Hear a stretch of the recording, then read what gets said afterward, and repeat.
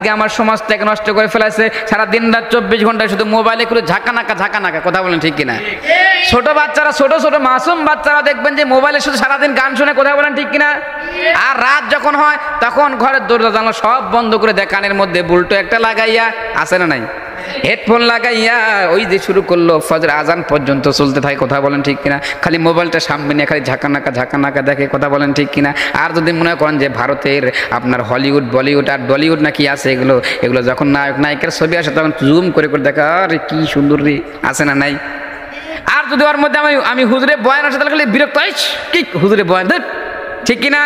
হুজুরে বয়ান কেউ দেখে না, যার কারণে আমি নিজেই আজ মোটামুটি 5-7 বছর থেকে বয়ান করি। আমার ওয়াজের মধ্যে আমি ঢুকে দেখি কোনোটা 7টা ভিউ, কোনোটা 5টা ভিউ, আর কোনোটা 8টা ভিউ, আর কোনোটা হয়তো 100টা ভিউ, মানে ভিউ হয় না আমাদের। কিন্তু আমার সাথে যারা সালপাল ছিল বেকাছে মানে ছবি তুলে, এই একটু বেকাচাকা হয় ছবি তুলে, এদের ভিউর অভাব নাই, কথা বলেন ঠিক কিনা? সবাই রাত্রে বেলায় শুধু ওই ঝাঁকানাকে দেখে, যার কারণে ফজরের নামাজে আর আসতে পারে না, কথা বলেন ঠিক কিনা? এই মোবাইল আসার কারণে ফজর নামাজ আর পড়তে পারে না, কারণ সারা রাত জেগে থাকে, দেখবে কেমনে, কথা বলেন ঠিক কিনা?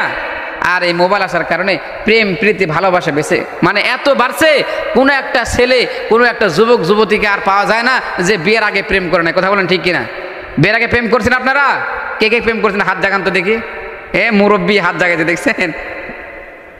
বিয়ের আগে প্রেম করা জায়েজ আছে? জায়েজ নাই। হে বন্ধু, প্রেম যদি করতে হয় আল্লাহ এবং রাসূলের সাথে প্রেম করতে হবে, কথা বলেন ঠিক কিনা? আল্লাহ এবং রাসূলের সাথে প্রেম করতে হবে, নবীজির সাথে প্রেম করতে হবে। যুবক এবং যুবতীর এদের প্রেম করা জায়েজ নাই। আল্লাহ পাক রব্বুল কোরআন